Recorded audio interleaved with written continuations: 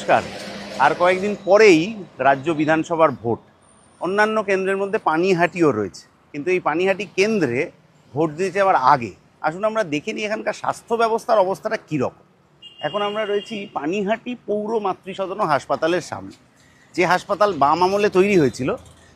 খুবই সুলভে নিম্নবিত্ত, মধ্যবিত্ত মানুষ, গরিব মানুষ তার সন্তান জন্ম দেওয়ার জন্য বামফ্রন্ট সরকার এই বিরাট প্রকল্পটা চালু করেছে।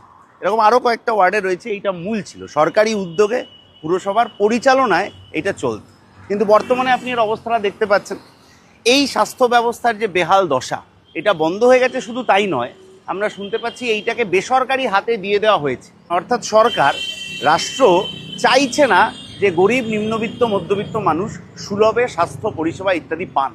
এর বিরুদ্ধেই আসলে বামপন্থীদের লড়াই।